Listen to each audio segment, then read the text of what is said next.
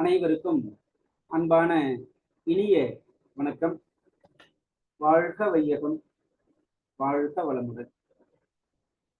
இன்றைய நம்முடைய இந்த வகுப்பில் நாம் சிந்திக்க இருக்கக்கூடிய செய்தி சொல் இலக்கணம்.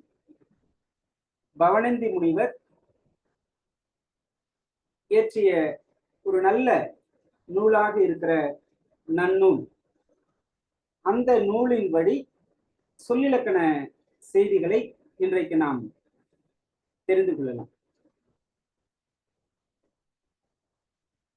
இன்றைக்கு நாம் பாடத்தை உள்வாங்குகிற நிலை என்பது பொதுவாகவே நம்முடைய மனதால் உள்வாங்குவது என்பது ஒரு நிலை, செவியால் உள்வாங்குவது என்பது ஒரு நிலை. 5 புலன்கள் என்பன நமக்கான கருவிகள், அதைத்தான் பொறிகள் என்று சொல்லுகிறோம். 5 பொறிகள். இந்த 5 பொறிகளும் நம்முடைய எண்ணத்தை செயல்படுத்துவதற்கான கருவிகள். இதை மையமிட்டுதான் பவணந்தி முனிவர் கூட பாடம் கேட்கிற முறை, இந்த கோடல் கூற்று பற்றி விளக்குகிற போது, செவி வாயாக நெஞ்சு கலனாக கேட்டவை கேட்டவை விடாது உளத்து அமைத்து என்று சொல்லுவார். ஆக செவியை ஒரு கருவியாக வைத்து மனம் என்கிற பாத்திரத்திலே கருத்துக்களை நாம் இருத்தி வைக்க வேண்டும். இயல்பாக நடக்கக்கூடிய ஒரு நிலை பாடம் கேட்பதில் நாம் மாணவர்கள் மத்தியிலும் இதை உணரலாம், நம்மிடத்திலும் நாம உணர்ந்து கொள்ளலாம். என்னன்னா, சில நேரத்துல செய்திகளை இந்த புற உறுப்புகளில் பார்க்கிற போது, குறிப்பாக கண்களால் பார்ப்பது, காதால் கேட்பது என்கிற நிலையில மனம் ஒரு சில நேரத்துல அது வேறுபட்ட எண்ணத்திற்கு உட்பட்டுவிடும். இதையெல்லாம் எண்ணி பார்த்துதான் இன்றைய வகுப்பில் அந்த மனதால் கருத்துக்களை இருக்கக்கூடிய சில வழிவகைகளை மேற்கொள்ளலாம் என்று எண்ணி சில நிலைகளை எல்லாம் இன்றைக்கு நம்ம பின்பற்ற. அதற்கு அடிப்படை கலந்துரையாடல் என்கிற ஒரு நிலையும் கூட. அதே நிலையில தவறுதலாக கூட நம்முடைய பாடக்குறிப்புகள் தவறாக எழுதிவிடவோ அல்லது பதிவு செய்துவிடவோ கூடாது என்கிற அடிப்படையிலும் திரையிலும் உங்களுக்கு அந்த செய்திகள் காண்பிக்கப்படும். அதற்கு முன்பாக நம்முடைய மனப்பதிவில் அந்த செய்திகளை எல்லாம் நாம் இருத்துவதற்காக அந்த கண்ணுக்கு ஒரு மறை போட்டு பிறகு அதற்கு ஒரு திறப்பு போடலாம். இந்த நிலைகள் எல்லோருக்கும் உணர இயலும் என்றே எண்ணுகிறேன். சரி, நன்னூல் சொல்லதிகாரம் அந்த இயல் வைப்பு முறை என்னென்ன? நன்னூல் சொல்லதிகாரம் இயல் வைப்பு முறை எந்த வரிசையில வச்சிருக்காங்க?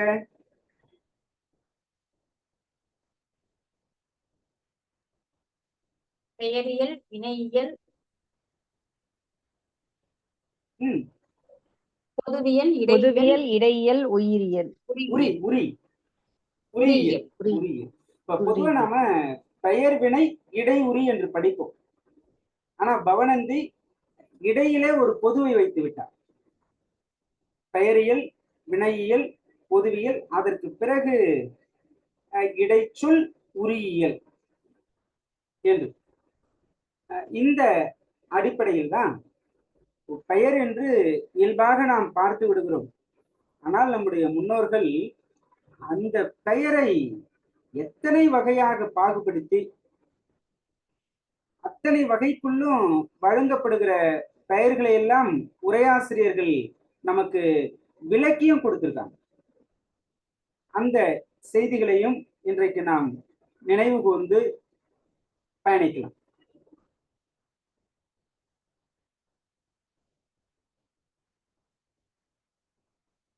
பெயரியல், வினையியல், பொதுவியல், இடைச்சொல், குறியியல். நம்ம இடையியல் என்று எடுத்துக்கொள்ள வேண்டாம். இந்த சொல்லதிகார கடவுள் வாழ்த்து குறிப்பிடுகிற தெய்வம் அருக கடவுள். முதலாவதாக சொற்களினுடைய வகைகளை நன்னூலார் 3ஆக குறிப்பிடுகிறார். ஒன்று ஒரு மொழி, 2 தொடர்மொழி, 3 பொதுமொழி. ஒரு மொழி, தொடர்மொழி, பொதுமொழி. நாம் இலக்கிய அடிப்படையிலும் இலக்கண அடிப்படையிலும் நான்கு நிலைகளாக நாம் பார்ப்பது ஒரு நிலை. இங்கே இவர் குறிப்பிடுவது இந்த ஒரு மொழி என்று சொல்லுவது ஒரே ஒரு சொல் ஒரு பொருளை கொடுத்து வரக்கூடியது. நிலம், நிலத்தன், நிலம் என்பது தனிச்சொல். நட, நடந்தான் என்பன போன்று. அதுவே தொடர்மொழி என்று வருகிற போது ஒன்றுக்கும் மேற்பட்ட மொழிகள் தொடர்ந்து வருவது தொடர்மொழி. சால, பகை, நிலம் கடந்தான், நிலம் வலிது என்பன போன்று. பொதுமொழி என்று பார்த்தோம்னா ஒரு மொழி, அதாவது ஒரு சொல் தனித்து பார்க்கும்போது ஒரு பொருளை கொடுக்கும். அதையே பிரித்து பார்த்தால் இருவகை பொருள் கொடுக்கும். பிரித்து பார்த்தால் வேறொரு பொருள் கொடுக்கும். இப்ப பலகை, பலகை என்றால் கரும்பலகை எழுத பயன்படுவது, மற்ற பலகைகள்லாம் இருக்கு. அதையே பிரிக்கிற போது பல கூட்டல் கை, பலகை. தாமரை ஒன்றாக பார்க்கிற போது அது ஒரு மலரை குறிக்கும். அதையே நாம் பிரித்து பார்த்தால் மறை என்றால் குதிரை, தா என்றால் தாவுகிற குதிரை.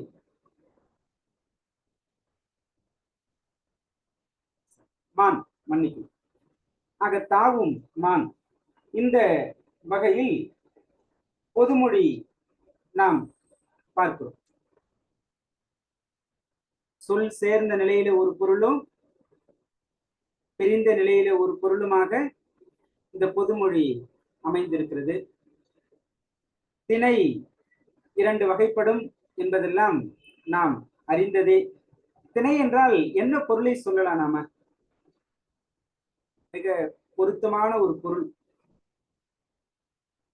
ஒழுக்கம். ஒழுக்கம், அது பொருத்தமாகவே இருக்கும் நிச்சயமா.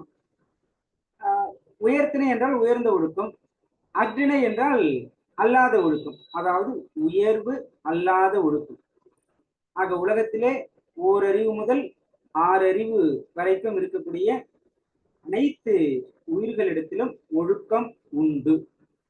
அதில் எந்த மாற்று கருத்தும் கிடையாது. அதில் உயர்ந்த ஒழுக்கம் இருக்கிறதா அல்லது உயர்வு அற்ற ஒழுக்கம் இருக்கிறதா, இதுதான் வேறுபாடு. ஓரறிவு கொண்ட ஒரு மரமாக இருந்தாலும் கூட அது வளருகிற தன்மையிலே ஒரு முறைமை இருப்பதை நம்மால் பார்க்க முடியும். ஒற்றை வேர் கொண்ட ஒரு மரம் அது சுற்றி படருகிற போது அதனுடைய சுமையெல்லாம் தாங்குகிற அளவுக்கு அது கிளைகளை சமநிலையில் சுற்றிலும் பரப்பி வளருகிறது. ஒரு அறிவு தானே. இது உயிர்கள் கிட்ட மட்டும் அறிவு இருக்கு என்று நினைக்க வேண்டாம். உயிரல்லாத இந்த பஞ்ச பூதங்கள் என்று சொல்லுகிற பௌதீகங்கள், நிலம், நீர், நெருப்பு, இந்த 4 முதன்மையாக இருக்கக்கூடிய வெற்றிடம், எம்டி ஃபேஸ், அதைத்தான் நாம் விண் என்றும் ஆகாயம் என்றும் குறிப்பிடுகிறோம். அதற்கும் பேரறிவு இருக்கு, சாதாரண அறிவு இருக்கு, பேரறிவு இருக்கிறது. நாம் இங்கு பாடத்துக்குள்ளாக வந்து விடலாம். இந்த உயர்தனைக்குரிய பால்கள் 3 என்று அறிவோம். ஆண்பால், பெண்பால், பலர்பால். அக்ஞனை பால்கள் 2 வகைப்படும். ஒன்றன் பால், பலவின் பால். அதற்கடுத்து இந்த ஆண்பால், பெண்பால். இதிலே பெண் தன்மை விட்டு ஆண் தன்மை அவாவுவது, இதை அலி என்று சொல்லுவார். அலி. பெண் தன்மை விட்டு ஆண் தன்மை அவாவுவது அலி. ஆண்மை விட்டு பெண்மை அவாவுவது பேடி. அதனால சில ஆண்களை பேடி என்று திட்டுவதும், சில நேரங்களில் ஒரு சிலரை அலி என்று மொழிவதும் இந்த ஒரு மரபை தழுவிதான். இடம் 3 வகைப்படும். இவையெல்லாம் நாம் இயல்பாக அறிந்த செய்திகள். தன்மை, முன்னிலை, படர்க்கை. இதெல்லாம் மாணவர்கள் கிட்ட கொண்டு சேர்க்கும் போது நல்ல விளையாட்டா கொண்டு சேர்க்கலாம். பல நிலைகள் அதெல்லாம் எல்லோருக்கும் தெரிந்த செய்தியாக இருக்கும். தன்னை குறிப்பது தன்மை, தனக்கு முன்பாக இருக்கக்கூடியவரை குறிப்பது முன்னிலை, தனக்கும் தன்னையும் குறிக்காம தனக்கு முன்பாக இருக்கக்கூடியவரும் குறிக்காம மற்றவர்களை குறிப்பது படர்க்கை. ஆக உலகத்தில் இடம் 3 வகை. வழக்கு 2 வகை. இயல்பு வழக்கு, தகுதி வழக்கு. இயல்பு வழக்கு, தகுதி வழக்கு. இயல்பாகவே நம்முடைய வழக்கில் இருப்பது இயல்பு வழக்கு. ஒவ்வொரு மனிதனுடைய பண்பை அடிப்படையாக கொண்டு தகுதியை மையமிட்டு அமைவது தகுதி வழக்கு.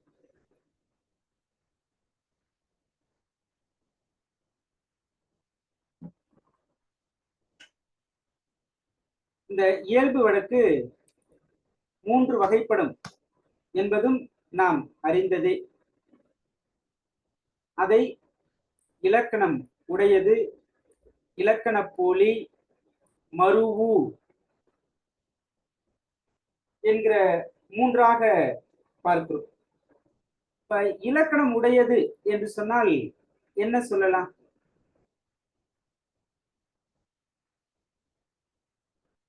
இயல்பாக எல்லோருக்கும் பொருள் புரிகிற பெயர் சொல்லாக இருக்கலாம், வினை சொல்லாக இருக்கலாம். ஏன்னா இடை உரி சொல்லு தனித்து நாம வழங்க மாட்டோம். அந்த வகையில் எந்த ஒரு பெயரையும் நம்ம குறிப்பிடலாம். 5 பௌதீகத்தை எடுத்துக்கிட்டா கல், மண், நிலம், மனிதன், பெண், ஆண், இது போன்று. சரி, இலக்கண போலி. இலக்கண போலிக்கு என்ன உதாரணம் குறிப்பிடலாம்?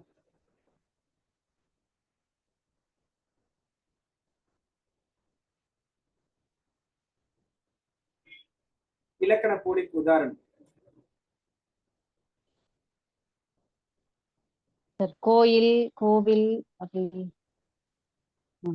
கோயில், கோவில், தசை, தசை, அந்த பேரு எழுத்து மாறி வருது, அப்படி வருமா சார்? இல்ல, அது கோயில், கோவில் என்பது உடம்படு மெய்.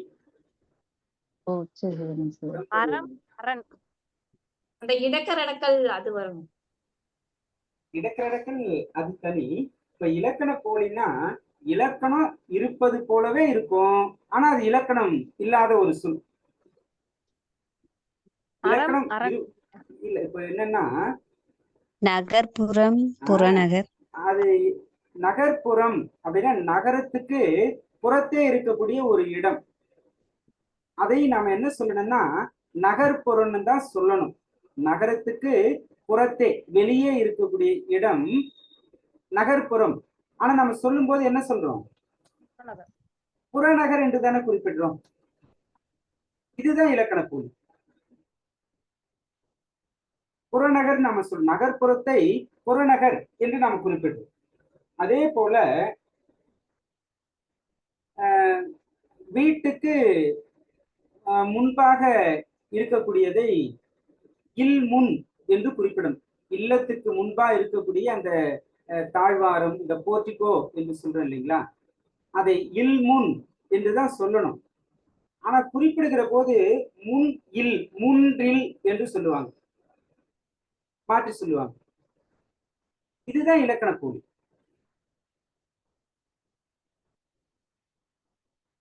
சரி, அடுத்து மருவு. மருவு என்றால் மருவியது, மாறியது, இயல்பா இருக்கக்கூடிய ஒரு சொல் தன்னுடைய இயல்பான அந்த நிலையிலிருந்து மாறி வழங்குகிற சொற்கள் தான் மருவு. என்ன உதாரணம் குறிப்பிடலாம்? சோநாடு. சோநாடு அதோட இயல்பான சொல் சோழநாடு. சோழநாடு. சோழநாடு. அந்த சோழ நாட்டை நாம் சோநாடு என்று சொல்லுகிறோம். மற்ற நுந்தை. நுந்தை விளக்கம் தந்தை. இல்ல இல்ல, அது முழுமையான விளக்கம் சொல்லுங்க. நுந்தைன்னா உன் தந்தைன்னு அர்த்தம். எந்தை என்றால் என் தந்தை. உன்னுடைய தந்தைக்கும் என்னுடைய தந்தைக்கும் இந்த இருவேறுபட்ட பெயர்களை சொன்னது தமிழ் மரபு. நுந்தையும் எந்தையும் நுந்தையும் எம்முறை கேளீர். அதே போல யாய் ஞாய். யாய்னா என்னுடைய தாய், ஞாய் உன்னுடைய தாய். யாயும் ஞாயும் யாராகியது? எந்தையும் நுந்தையும் எம்முறை கேளீர். நீயும் நானும் எவ்வழி அரிதும் செம்புல பயல்நீர் போல அன்புடை நெஞ்சம் தாம் கலந்தனவே. என்ன நூல்? குறுந்தொகை. குறுந்தொகை. குறுந்தொகை. சரி, எதற்காக சொல்ல வரேன்னா அதனுடைய முழுமைக்காக நம்ம சொல்ல வந்தோம். இப்போ நம்ம இயல்பான வழக்குல இருக்கக்கூடியது, இப்போ கோயம்புத்தூர் அதை நாம கோவை என்று வழங்குவது, தஞ்சாவூரை தஞ்சை என்று வழங்குவது, இது எல்லாமே மருவுதான். இது இயல்பான வழக்கு. இயல்பான வழக்கு. அடுத்து நாம தகுதி வழக்குக்கு வருவோம். தகுதி என்பது அவரவர் மனதின் எண்ணத்தில் பண்பட்ட நிலையில் வெளிப்படுவதுதான் தகுதி. இதைத்தான் நாம் 3 நிலைகள், இடக்கரடக்கல், மங்களம், குழுவுக்குறி என்று பார்க்கிறோம். இடக்கரடக்கல், மங்களம், குழுவுக்குறி. இடத்திற்கு தகுந்தாற் போல நம்முடைய சொல்லை அடக்கி பேசுவது, அதுதான் இடக்கரடக்கல். உதாரணம் என்ன குறிப்பிடலாம்? கால் கழுவி வந்தான். ஆமா, சான்றோர்கள்லாம் பெரியவங்க எல்லாம் வீட்டுக்கு வந்திருக்காங்க. அந்த நேரத்துல கால் கழுவி வந்தான் என்று சொல்லுகிற போது அது என்ன பொருள் நமக்கு தெரியும். மலம் கழுவி வந்தான்னா அது சிறப்பா இருக்காது. என்ன இந்த மாதிரி வார்த்தையை பயன்படுத்துறாங்களே. ஒரு நபரினுடைய வார்த்தை பயன்பாடு கூட அவரின் பண்பை, தரத்தை, திறத்தை வெளிக்காட்டும். இதெல்லாம் நமக்கு தெரிந்த செய்தி தான். ஆனா அது பயன்பாட்டில் எந்த அளவுக்கு நமக்கு ஒத்துழைக்கிறது அது நம்ம எண்ணி பார்க்க வேண்டியது. கால் கழுவி வந்தான். சரி, மங்களம் அமங்கலமான செயல்பாடுகளை மங்களமான சொல்லில் வெளிப்படுத்துவதுதான் மங்களம். இதற்கு உதாரணம் இடுகாட்டை நன்காடுன்னு சொல்லுவாங்க. சித்தான் சொல்லாம இறைவனடி சேர்ந்தார். அது மாதிரி இறைவனடி சேர்ந்தார், வைகுந்த பதவி அடைந்தார், துஞ்சினார். ஓலையை திருமுகம் சொல்றது. ஆமா ஆமா, ஓலையை திருமுகம் என்று சொல்லுவது. ஆக சுடுகாடு, ஒரு மனிதர்களை புதைக்கக்கூடிய காடு இடுகாடு, அவர்களை சுடுகிற காடு சுடுகாடு. இதை நாம நன்காடு என்கிற வழக்கில் மங்களமாக குறிப்பிடுவது. இப்போ குழுவுக்குறி காலங்காலமா ஒரு 2 உதாரணங்களை தான் நம்ம பார்த்துக்கிட்டு இருக்கோம். குழுவுக்குறிக்கு என்ன உதாரணத்தை சொல்லலாம்? அந்த பொன்னை பரின்னு சொல்றது பொற்கொள்ளர்.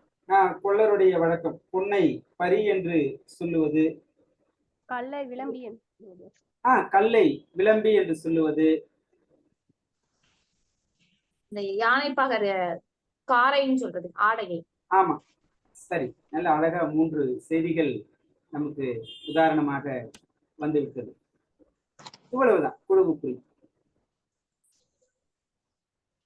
அதுக்கடுத்து குறிப்பால் பொருளை உணர்த்தக்கூடிய சொற்கள் என்னென்ன சொற்கள் இருக்கு என்பதையே நாம நினைவுக்கு கொண்டு வரலாம். குறிப்பால் பொருளை உணர்த்துவன. இதற்கெல்லாம் உதாரணமும் இங்க கொடுத்துட்டேன், அது கொடுக்காம சரி மறைத்து நாம பார்க்கலாமா? ஒன்றொடி பொதுச்சொல். ஒன்றொடி பொதுச்சொல் நாம சொல்லுகிற சொற்களில் ஒன்றை விட்டு விட்டு ஒன்றை சொல்லுவோம், ஆனா அது மற்றொன்றை பாகுபடுத்தி காண்பிக்கும். அதுதான் ஒன்றொடி பொதுச்சொல். அப்படியே எழுதிக்கோங்க, பிறகு திரையிலையும் அது காண்பிக்கிறோம். மாடுகள் பால் கறந்தன என்று சொன்னாலும் இந்த மாடு என்றால் ஆண் மாடு பெண் மாடு, அதாவது பசு காளை ரெண்டையும் குறிக்கும். ஆனாலும் இங்கு பால் கறந்தன என்று சொல்லப்பட்டதுனால அது காளையை தவிர்த்து விட்டு பெண்மாட்டு பெண்ணினத்தை சார்ந்த அந்த ஒன்றிற்கே உரிய சொல்லாக வருகிறது. இதைத்தான் ஒன்று ஒளி பொதுச்சொல் என்று பார்க்கிறோம். சரி, இரண்டாவது விகாரம். 2 விகாரம். விகாரம்னா இயல்பு நிலையிலிருந்து ஏதோ ஒரு வகையில் மாற்றம் பெறுவது. ஏதோ ஒரு வகையில் மாற்றம் பெறுவது, இதையே நாம் விகாரம் என்று பார்க்கிறோம். மறைமலர் இருக்கு, மறை, அதையே தாமரை என்று விரிவாக சொல்லுகிறோம் இல்லையா? அந்த நிலை.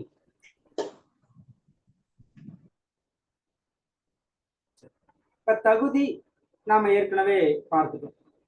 கால் கழுவி வந்தான் என்பது, திருமுகம் தந்தான் என்பது, இந்த நிலையெல்லாம். ஆகு பெயர் ஒன்றிற்கு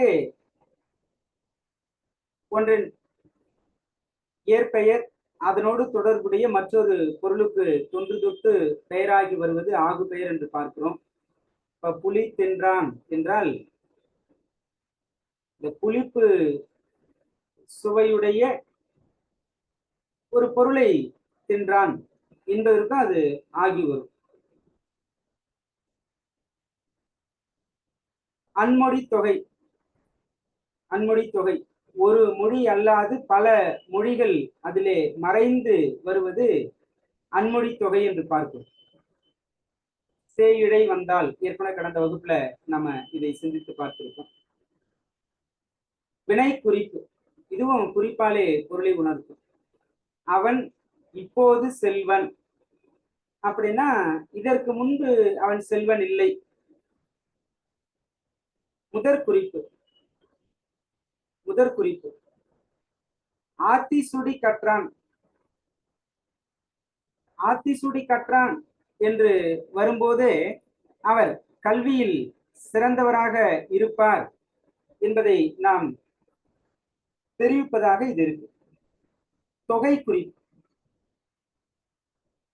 மூவர் தமிழ். மூவர் தமிழ். மூவர் தமிழை கொஞ்சு தமிழ், கெஞ்சு தமிழ், மிஞ்சு தமிழ் என்று சொன்னவர் யார்?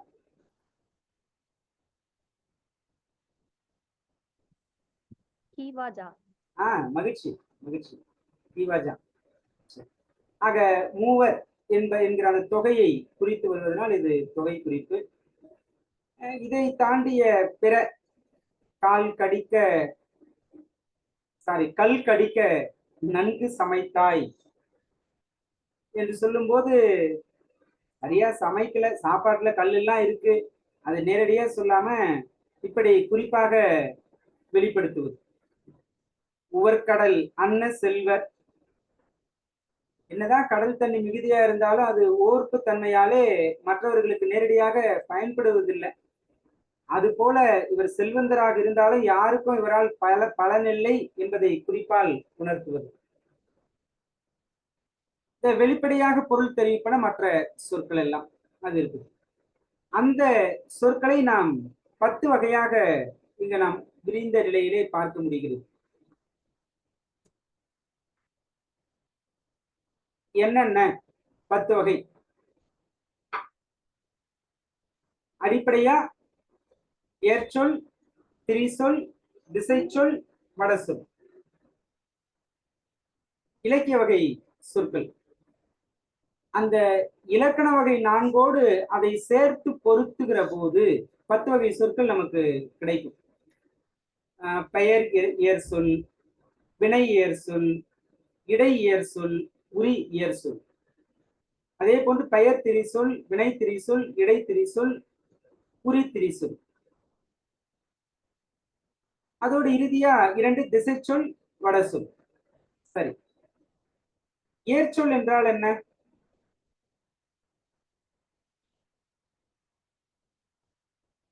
ஏர்ச்சொல்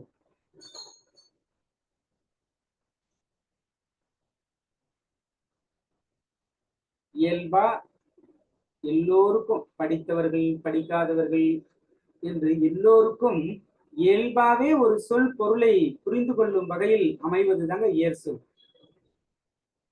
அது பெயரில் அமைகிற போது பொன் மரம் என்றும், நடந்தான் வந்தான் என்று வினையிலும், இடைச்சொல் இங்கு நாம் வேற்றுமை உருவை எடுத்துக்கணும். அவனை, அவனால். பிறகு உரி, கடியவா, விரைந்து வா. இது ஏர் சொல், இயல்பா எல்லாருக்கும் பொருள் புரியும். திரிசொல் என்பது தேர்வில் பலமுறை கேட்கப்பட்ட சொல். இது திரிசொல்.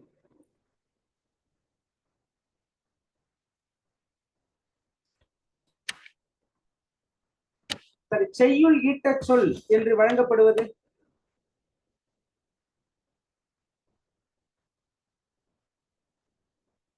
கேட்குதுங்களா?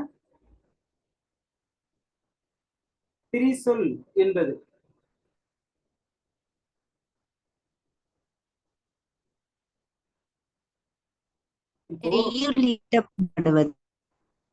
செய்யுள் ஏற்ற பயன்படுவது. அப்படின்னா கற்றவர்களுக்கு மட்டுமே பொருள் விளங்கக்கூடியது, படிக்காதவர்களுக்கு பொருள் விளங்காதது. படிக்காதவர்களுக்கு பொருள் விளங்கலன்னா அது இன்றைய வழக்கத்துல இல்லை, அதுதான் அங்க பொருள். இந்த சொல்லிலே இருக்கு பாருங்க, அது திரி சொல், திரிந்த சொல். ஏற்கனவே இருந்துச்சு, அது இப்ப மாறி போயிடுச்சு. இருந்தது இப்போது மாறிவிட்டது. இது செய்யுள் வழக்கு சொல், கற்றோர்களால் மட்டுமே உணரக்கூடிய சொல், அதுதான் திரிசொல். அதையே நாம் பல பெயர் திரிசொல், ஒரு பெயர் திரிசொல் என்று இரண்டாகவும் பார்க்கிறோம். கிள்ளை, தத்தை, சுகம், இதெல்லாம் கிளியை குறித்து வருகிற சொற்கள். ஆனா இன்னைக்கு எத்தனை பேருக்கு தத்தைன்னா தெரியும்? படிக்காதவர்களுக்கு அது புரியுமா? சுகம் என்றால் என்னன்னு தெரியுமா? அவங்களுக்கு தெரிஞ்சதுதான் சுகம்னா சுகமா இருக்கிறது தான். ஆக இப்படி பல பெயர்கள் ஒரு பொருளை குறித்து வருவது பல பெயர். அது இன்றைய வழக்கத்தில் இல்லாததுனாலே அது திரிசொல். வாரணம், வாரணம் என்றால் அது யானையையும் குறிக்கும், கோழியையும் குறிக்கும், சங்கையும் குறிக்கும். இது ஒரு பெயர் திரிசொல். இப்ப வினைக்கு வரும். படர்ந்தான், சென்றான் என்றால் கூட எல்லாருக்கும் இன்னைக்கு புரியும். படர்ந்தான் அப்படின்னா கற்றவர்களுக்கு மட்டுமே புரியக்கூடிய. படர்ந்தான், சென்றான், இல்ல பலவினை திரிசொல். ஒரு பொருள் தரக்கூடியது. இங்க ஒருவினை திரிசொல் பாருங்க, வரைந்தான். வரைந்தான் என்ன, நீக்கினான், எழுதினான் என்கிற பொருளிலும் அது வரும். அது இடை திரிசொல். பல இடை திரிசொல் சேரும் தருதும் ஆக ரும் தும் பல இடைச்சொற்கள் வந்திருக்கிறது. ஒரு இடை திரிசொல் கொள், இது ஐயம் அசைநிலை வினா என்கிற பொருளில் வரக்கூடிய.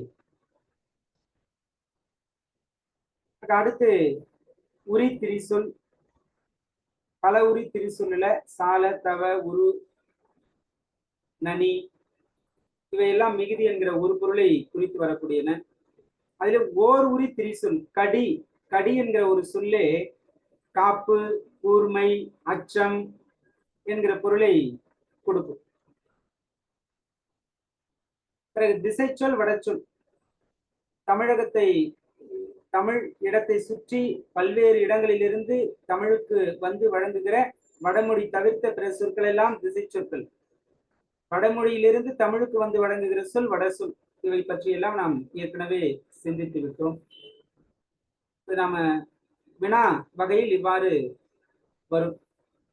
செந்தமிழாகி திரியாது யாருக்கும் தம் பொருள் விளக்கும் தன்மையுடையது. யாருக்கும் தன்னுடைய பொருள் விளக்கும் தன்மையுடையது ஏர் சொல். வினாக்களில் இப்படி வரும். அதுவே ஒரு பொருள் குறித்த பல சொல் ஆகியும் பல பொருள் குறித்த ஒரு சொல் ஆகியும் அரிது உணர் பொருளென. இந்த அரிது உணர் பொருளென அதைதான் நாம் இங்க குறிப்பிட்டு கவனிக்கணும். அது திரிசொல். இதைத்தான் நாம் எளிதில் பொருள் உணர்ந்து கொள்ளப்படாத சொல் என்று நாம் பார்க்கிறோம்.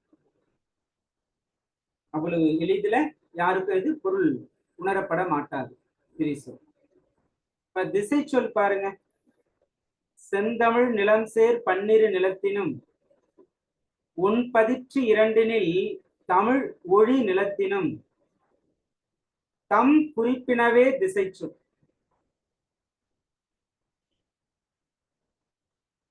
ஆக 18 நாடு. அந்த 18ல தமிழ் தவிர்த்த பிற 17 பகுதிகளிலிருந்தும் வந்து வழங்கக்கூடிய சொல் திசை சொல். இந்த நாடுகளினுடைய பெயர்கள் எல்லாம் நமக்கு தெரியும். நாடுகளா 12 நாடுகளும், நிலங்களா 17 நிலங்களும் தமிழோடு சேர்க்கிற போது 18.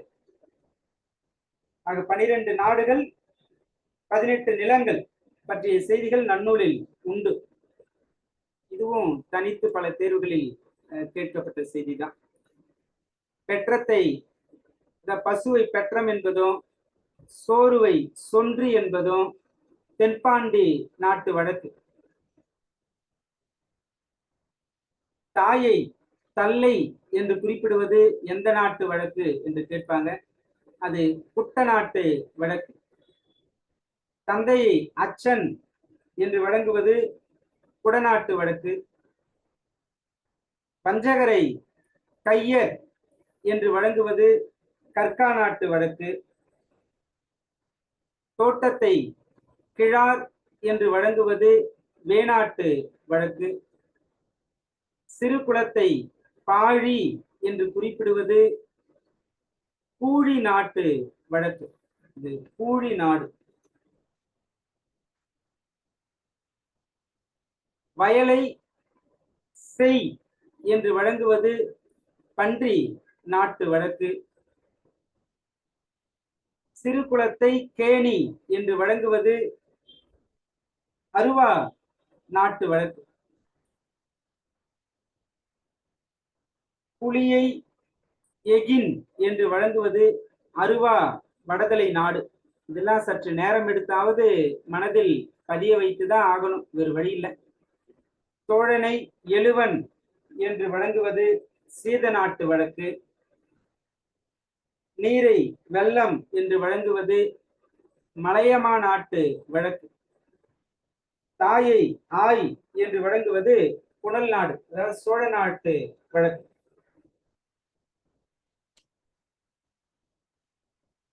தல்லை, அதாவது பெற்றம், தல்லை, அச்சன், ஒவ்வொரு நாட்டுக்கும் அந்தந்த நாட்டில் வழங்கக்கூடிய ஒவ்வொரு சொற்களை உரையாசிரியர்கள் நமக்கு விளக்கமா கொடுத்திருக்காங்க. இதிலிருந்தும் வினாக்கள் அமையும். 17 நிலங்கள், 18 நிலத்துல தமிழ் தமிழ் அகம் தவிர்த்த 17 நிலங்கள் பற்றிய பெயர்களும் இங்கே உண்டு. சிங்களம், சோனகம், சாவகம், சீனம், துளு, குடகம், கொங்கணம், கன்னடம், கொல்லம், தெலுங்கம், ஒரே பக்கத்தில் கொண்டு வருவோம்.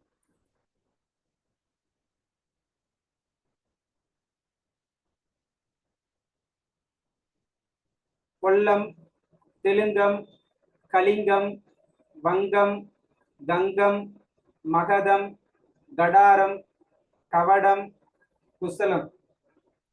இந்த ஒவ்வொரு பகுதிக்கும் இன்றைக்கு என்ன பெயரில் அது வழங்கப்படுகிறது என்பதையும் நாம் ஆய்வு செய்து எண்ணிக்கொள்ள வேண்டிய செய்திகள் தான்.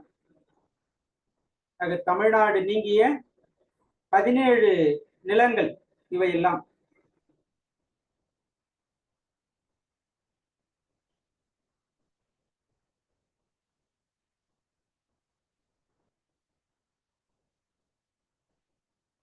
எழுதிக்கோங்க.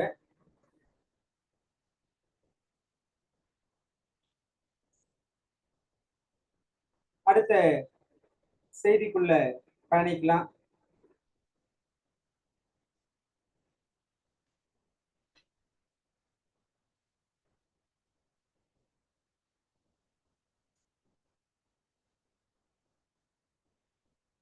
நாம் ஏற்கனவே வடமொழி எழுத்துக்கள், தமிழ்மொழி எழுத்துக்கள், வடமொழிக்கும் தமிழுக்கும் பொது எழுத்துக்கள், சிறப்பு எழுத்துக்கள் இவற்றையெல்லாம் பார்த்திருக்கோம்.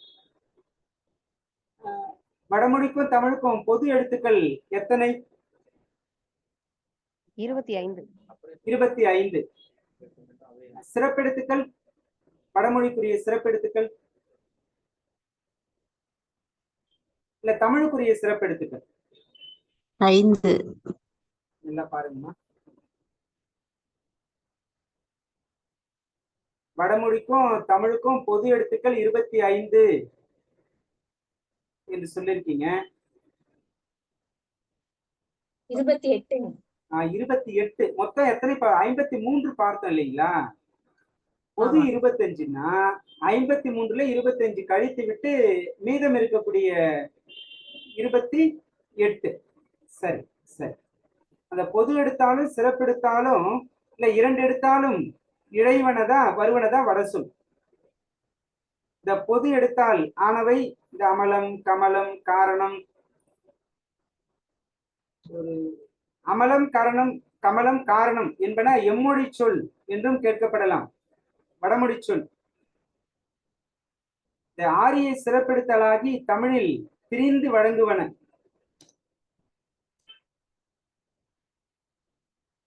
தமிழில் பிரிந்து வழங்குவன.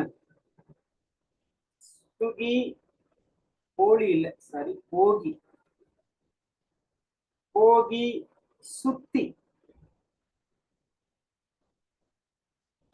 சுத்தி இவையெல்லாம் இந்த பொது எழுத்தாகவும் சிறப்பெழுத்தாகவும் ஆகி வந்தவைதான் அரண், அரி என்பன எல்லாம்.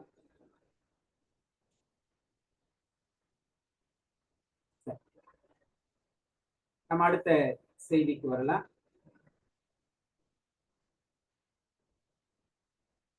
பெயர் வகை. பல்வேறு முறைமைகள்ல பெயர்களுடைய வகையை நாம் பகுத்து பகுத்து பார்த்துக்கிறோம். இது ஒரு வகை. என்னன்னா இடுகுறி பெயர், காரண பெயர், மரபு பெயர், ஆகு பெயர், இப்படியும் வகைப்படுத்துவது ஒரு நிலை உண்டு. ஒன்றை குறிப்பிடுவதற்காக காரணமே இல்லாமல் நாம குறிப்பதற்காக இட்ட பெயர் இடுகுறி பெயர்.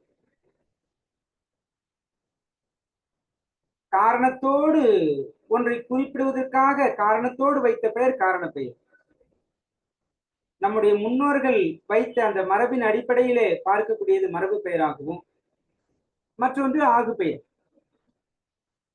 இந்த 4 நிலைகளில் நாம பார்க்கிறோம். அதற்கடுத்து இடுகுறி மரபு, காரணக்குறி மரபு, இடுகுறியாக்கம், காரணக்குறியாக்கம் என்று இந்த வகையில் பாகுபடுத்தி அறிவதும் உண்டு. மரம், பனை இவையெல்லாம் காரணம் இல்லாமலே நாம் குறிப்பதற்காக இட்ட பெயர்கள். அதுவே காரணத்தோடு ஆண்பாலை குறிக்கக்கூடியது அவன், பெண்பாலை குறிக்கக்கூடியது அவள். இது அக்னை சார்ந்தது விலங்கு. இடுகுறியாக்கம், இடுகுறியாக்கத்துக்கு உதாரணமா குமரப்பெருமானை முட்டை என்று குறிப்பிட்டிருப்பது உரையாசிரியர்கள்லாம் குறித்து சொல்லியிருக்காங்க. எந்த பொருள் அடிப்படையில் அவங்க கொடுத்திருக்காங்க அப்படிங்கிறத நம்ம ஆராய்ந்துதான் பார்க்கணும். காரண குறியாக்கம் பொன்னன், பூனன், பூணுலை அணிந்தவர் பூனன், பொன்னை உடையவர் பொன்னன்.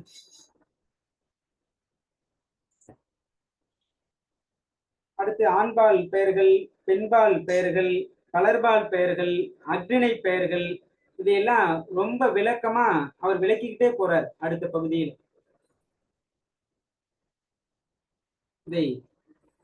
இது எளிமையான ஒரு செய்திதான்.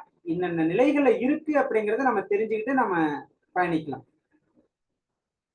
இந்த உயர்தனை பெயர்கள், உயர்தனில பெண்பால், ஆண்பால், பலர்பால், அடுத்த அக்னி, இதை பாகுபடுத்தும் போது இந்த பெயர்களை பொருள், இடம், காலம், சினை, குணம், தொழில், இந்த 6 வகை பெயர்களையும் குறிப்பிட்டு சொல்றாங்க.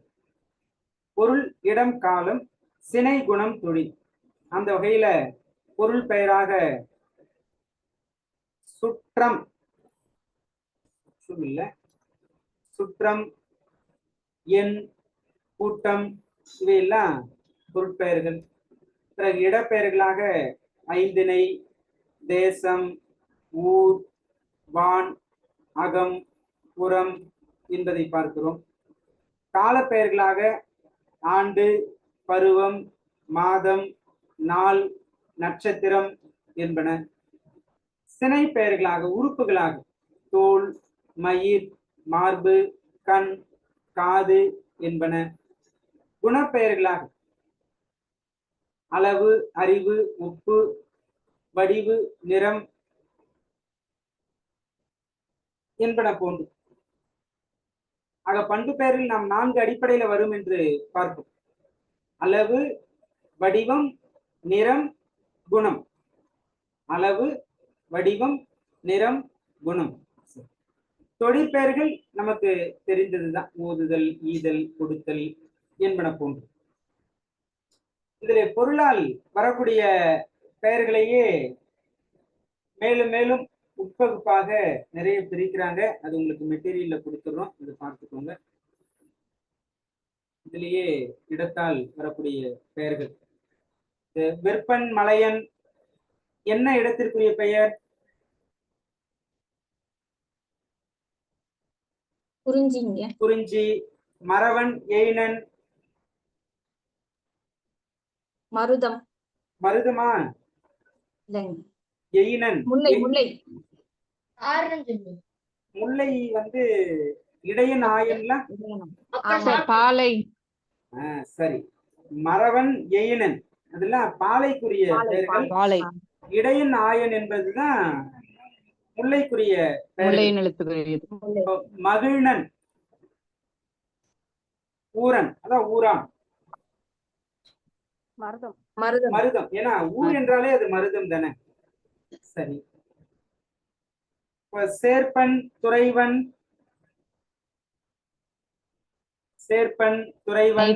நெய்தலுக்குரிய பெயர்கள்.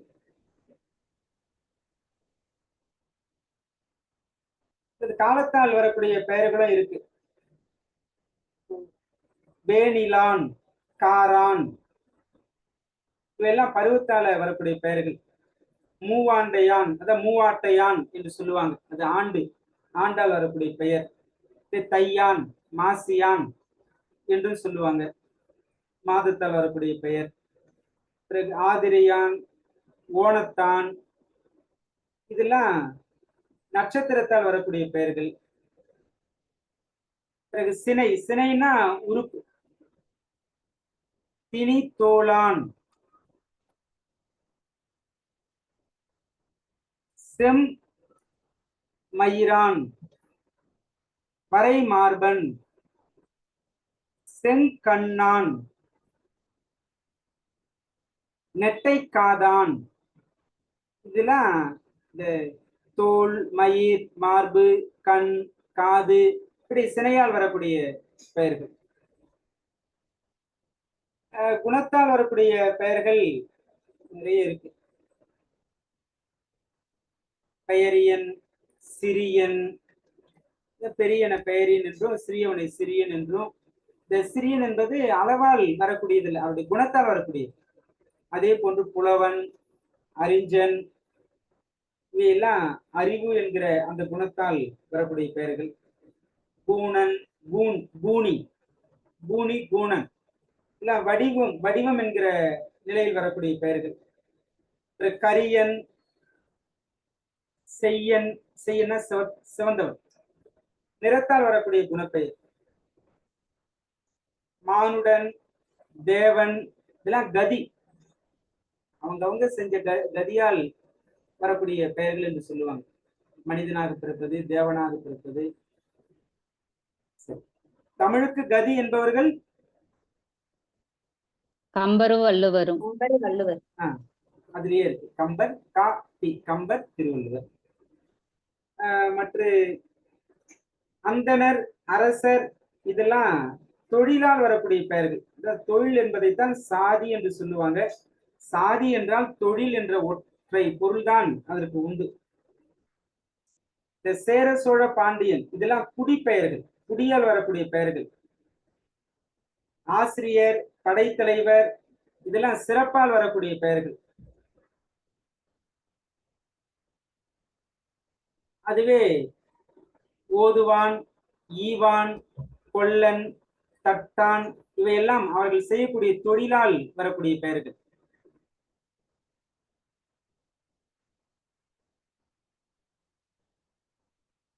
அவன், இவன், உவன், இதெல்லாம் சுட்டு சொற்கள். எவன், ஏவன், யாவன், வினா சொற்கள். பிறன், மற்றையான், இதெல்லாம் அதை தவிர்த்து கூடுதலாக வரக்கூடிய சொற்கள். இது எல்லாமே இடைச்சொற்கள் தான். சுட்டு சொற்கள், வினா சொற்கள் எல்லாமே இடைச்சொல், இடைச்சொல்லால் வரக்கூடிய பெயர்கள். இதே போன்று பெண்பாலையும் பிரிக்கிறாங்க, அவ்வளவுதான். ஆண்பாலுக்குரியதை அப்படியே பெண்பால் பெயரா மாத்திட்டா இந்த பொருட்பெயர், இடப்பெயர், காலப்பெயர், சினை பெயர், குணப்பெயர், தொழிற்பெயர் என்று அது பெண்ணுக்கும் உரியதாகி வரும்.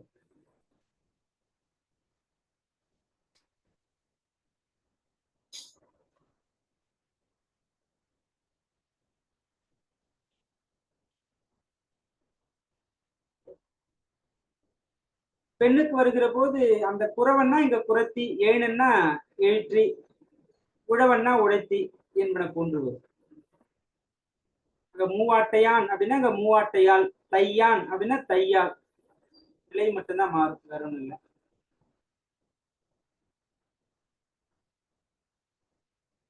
பலர்பால் பெயருக்கு வரும். இந்த பலர்பால் பெயரையும் 6 நிலைகள்லயே சொல்றாங்க. பொருள், இடம், காலம், சினை, குணம், தொழில், இந்த 6 நிலைகள்ல பலர்பால் பெயர்களும் சுட்டப்படுகின்றன. அந்த இடப்பெயர்களும் அதே தான் வரும். சினை பெயர்களும் அதே தான், குணப்பெயர்களும் அதே தான், தொழில் பெயர்களும் அதே தான். சரி, அடுத்து நாம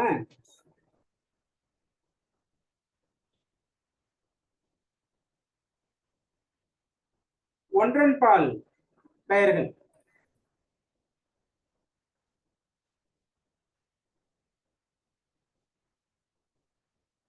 ஒன்றன்பால் பெயர்கள் இந்த வினாவோடும் சுட்டோடும் சேர்ந்து வரக்கூடிய ஒன்றன் பால் பெயர்கள். வினா எழுதிக்கோங்க. வினாவோடும் சுட்டோடும் சேர்ந்து வரும் ஒன்றன் பால் பெயர்கள். எது, யாது, அது, இது, இவையெல்லாம் ஒன்றன் பால் பெயர்கள்.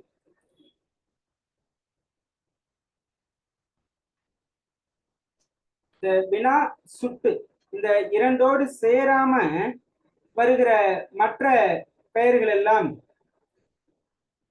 இந்த பொருள், இடம், காலம், சினை, குணம், தொழில், இந்த ஆறையும் பொருந்தி வருகின்ற பெயர்களும் உண்டு. அதெல்லாம் தூ விகுதியை கொண்டு முடியும். அற்றிணை என்றால் தூ விதி. குழையது, சிறந்தது என்பன போன்று தூ விகுதியை கொண்டு முடியும். அஃது, இஃது என்று ஆயுத எடுத்து கூடி வந்தாலும் அது அற்றிணைலாம் ஒன்றன் பால்ல தூ விகுதியை கொண்டுதான் முடியும்.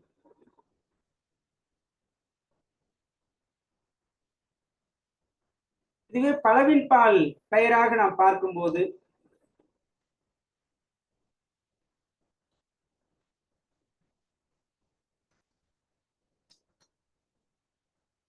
அங்கே எது, யாது, அது, இது, இதெல்லாம் ஒன்றன் பால் பார்த்தோம்.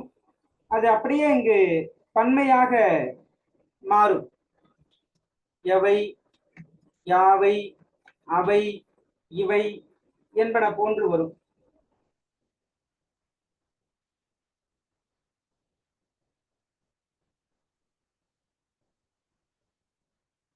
இந்த பலவின் பால் கல் விகுதியை கொண்டு முடியும். அவை, அவைகள், அவை என்றாலே பன்மைதான். அதுக்கு ஒரு கல் வேண்டுமா என்பதுதான் என்னுடைய கேள்வியே. ஆனால் குதிரை, குதிரைகள், அங்கு நாம கல் விகுதி பயன்படுத்தலாம். எனக்கு தெரிந்து அவை, அவைகள் அங்கே கல் வேண்டுமா, தேவையில்லை என்பதுதான் என்னுடைய கருத்தா இருக்கு. அவை என்றாலே அது பன்மைதான். அவைகள் என்று சொல்ல தேவையில்லை. மற்ற இடத்துல கல் விகுதி பயன்படுத்திக்கலாம்.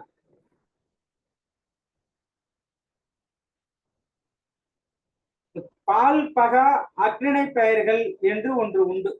இதை எழுதி வச்சுக்கோங்க. பால் பகா அற்றிணை பெயர்கள் இப்படின்னா என்ன என்று பார்த்தோம்னா, அற்றிணை பெயர்கள்ல ஒன்றன் பால், பலவின் பால் என்று பிரித்து சொல்லப்படாத பெயர்களே பால் பகா அற்றிணை பெயர்கள். வேற ஒண்ணு இல்லை. ஒன்றன் பால், பலவின் பால் என்று பிரித்து சொல்லப்படாத அற்றிணை பெயர்களே பால் பகா அற்றிணை பெயர்கள் என்று சொல்லப்படுகின்றன.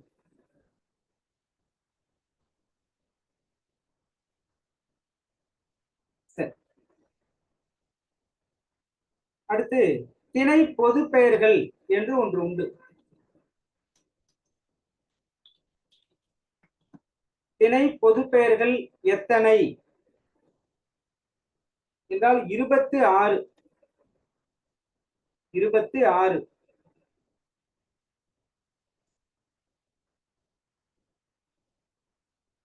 இதில் தன்மை பெயர்கள்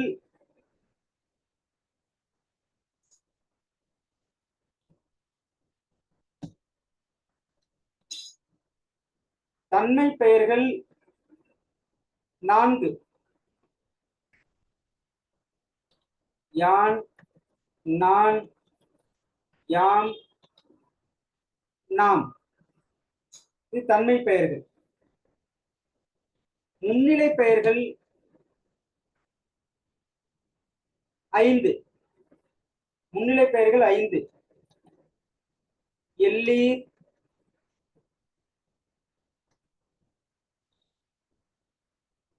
நீயீர், நீவீர்,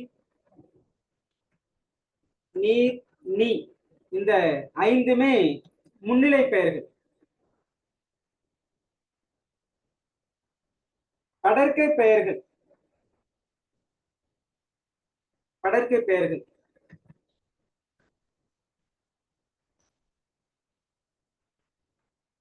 படர்க்கை பெயர் என்பன தன்மை முன்னிலை குறிப்பிட்ட பெயர்கள் அல்லாத பிற படர்க்கை பெயர்கள் தான்.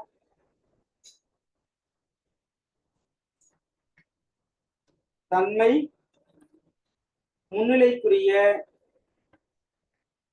9 பெயர்கள் அல்லாத மற்றவை படர்க்கை பெயர்கள் தான்.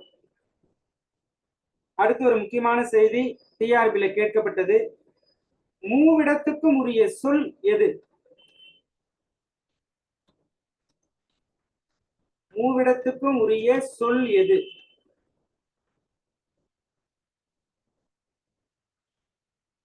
நினைவுக்கு வருதா பாருங்க.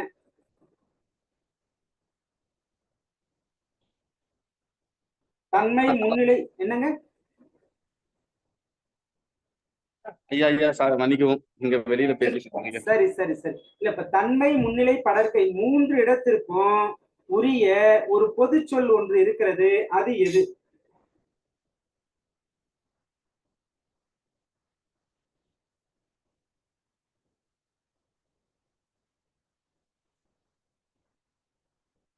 எல்லாம்.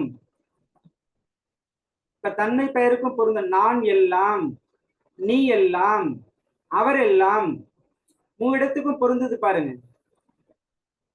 ஒரு டிஆர்பில கேட்கப்பட்ட கேள்வி.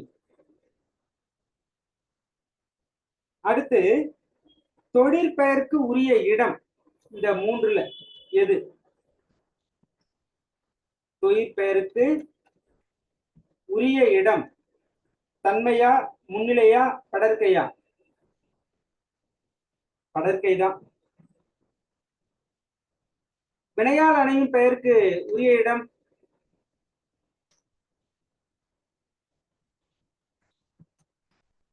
வினையால் அணையும் பெயருக்கு உரிய இடம்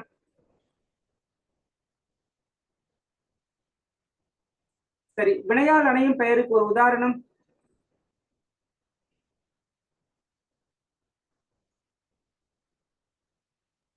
வந்தவன். வந்தவன், வந்த அவன். வருதல் என்கிற வினையும் இருக்கு, அவன் என்கிற பெயரும் இருக்கு. அது வினையால் அணையும் பெயர். சரி.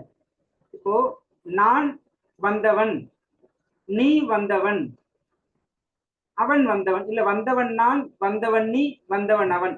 3 இடத்துக்கும் உரியதாகத்தான் இந்த வினையால் அணையும் பெயர் இருக்கும். ஆக வினையால் அணையும் பெயருக்குரிய இடம் 3 இடங்களும் 3 இடங்களும் வினையால் அணையும் பெயருக்கு உரிய இடம். இதுல தன்மை பெயர்கள் 4, முன்னிலை பெயர்கள் 5 என்று பார்த்தோம். இதிலேயே ஒருமை பன்மை என்று பிரித்தால் எத்தனை பெயர்கள் வரும்?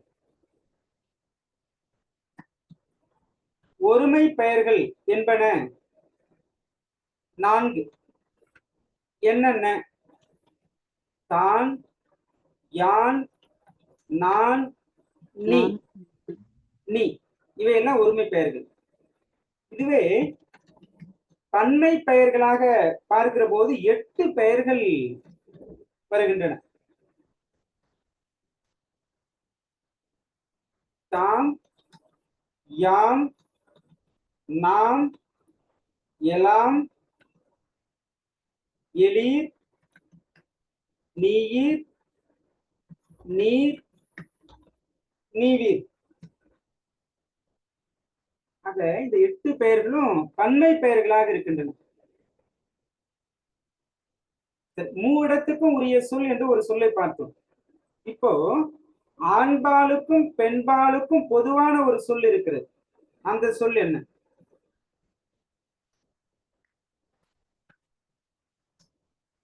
ஆண்பாலுக்கும் பெண்பாலுக்கும் பொதுவான சொல்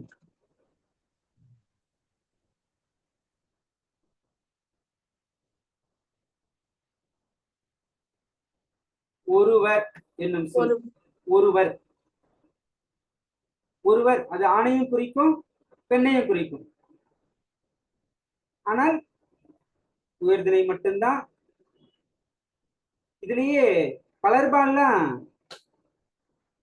அக்னிணைக்கு போகாது, அக்னிணைக்கு போகாது. சரி, ஆண்பாலுக்கும் பெண்பாலுக்கும் பொதுவான ஒரு சொல்.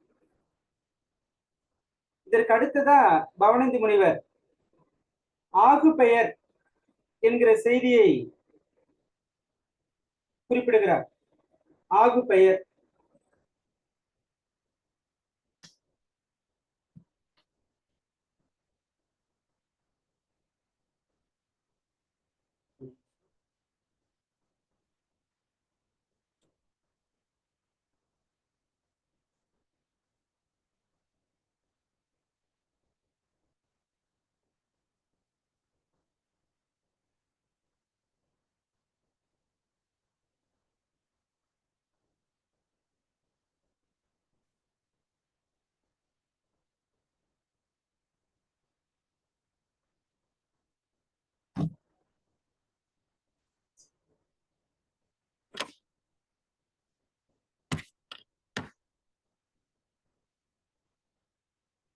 ஆகு பெயர் இந்த தலைப்பையும் நாம் பார்த்துவிட்டு பயணிக்கலாம். ஆகு பெயர் திரை தெரியுதுங்களா? காட்சி தெரியுதுங்கய்யா. சரி. நம்ம பள்ளி நாட்கள்லயே படித்த செய்தி, சில வரையறைகள்லாம் நமக்கு மறக்காம நினைவில் இருக்கும். குறிப்பா அப்போதைக்கெல்லாம் இந்த போனார் என்பதெல்லாம் பலருடைய மனதிலும் நிலையா இருக்கக்கூடியது. எனக்கும் அப்ப படிச்ச அந்த வரையறை தான் இன்றைக்கு வரைக்கும் மனசுல இருக்கு. ஒன்றன் இயற்பெயர் அதனோடு தொடர்புடைய மற்றொரு பொருளுக்கு தொன்று தொட்டு பெயராகி வருவது ஆகு பெயர். இதைத்தான் தற்போது ஒன்றன் பெயர் அதனை குறிக்காமல் அதனோடு தொடர்புடைய வேறொன்றிற்கு ஆகி வருவது ஆகு பெயர் என்று பார்க்கிறோம். இது பொருள், இடம், காலம், சினை, குணம், தொழில் ஆகிய 6 வகையான பெயர் சொற்களிலும் வரும். பொருள், இடம், காலம், சினை, குணம், தொழில். இந்த பொருள் என்று பார்க்கும்போது மல்லிகை சூடினால், மல்லிகை சூடினால் ஒரு பொருளோட பெயர். இந்த மல்லிகை என்கிற அந்த பொருளோட பெயர்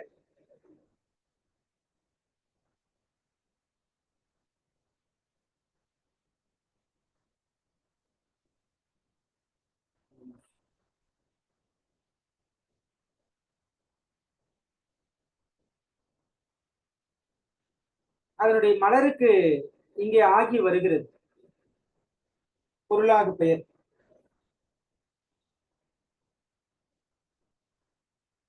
இட ஆகு பெயர் சடுகுடு போட்டியில் தமிழ்நாடு வென்றது. தமிழ்நாடுனா தமிழ்நாட்டை சேர்ந்த வீரர்கள் வென்றார்கள்.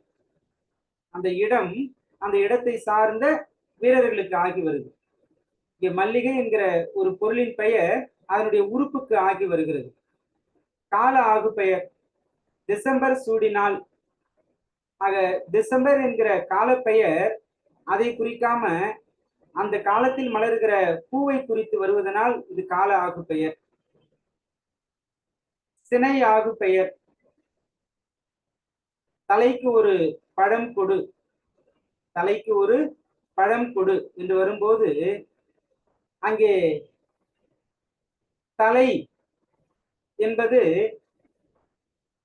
உறுப்பை, ஒரு சினை உறுப்பை அதை குறிக்காம ஒரு நபர் என்பதற்கு ஆகி வருகிறது. பண்பாகு பெயர் இந்த மெட்டீரியல்லாம் உங்களுக்கு அனுப்பிடுவோம், அதனாலதான் சற்று வேகமா பயணிக்கிறோம். பண்பாகு பெயர் இனிப்பு தின்றான். இங்கே இனிப்பு என்கிற ஒரு பண்பு அந்த இனிப்போடு இருக்கக்கூடிய ஒரு தின்பண்டத்தை தான் இங்க குறிக்குது. இனிப்பு சாப்பிட்டா அப்படின்னா அந்த இனிப்பு நிலையில இருக்கக்கூடிய ஏதோ ஒரு தின்பண்டம், அது லட்டாக இருக்கலாம், ஜாங்கிரியாக இருக்கலாம், பூந்தியாக இருக்கலாம், ஏதோ ஒன்று அதை குறித்து வந்திருக்கிறது. இது பண்பாகு பெயர். தொழில் ஆகு பெயர் பொங்கல் உண்டான். பொங்குதல் என்பது ஒரு தொழில். பொங்குதல் என்பது ஒரு தொழிலாக இருந்தாலும் அந்த பொங்குதல் நிலையிலே வெளிப்பட்ட ஒரு உணவுக்கு ஆகி வருகிறது. இது தொழிலாகு பெயர். பொங்குதல் என்ற தொழிற்பெயர் அந்த தொழிலால் உருவான ஒரு உணவினை குறிப்பதனால் பொங்கல் உண்டான் என்பது இங்கே தொழிலாகு பெயராக பார்க்கிறோம். அடுத்து கருவி ஆகு பெயர். கருவி வானொலி கேட்டு மகிழ்ந்தனர்.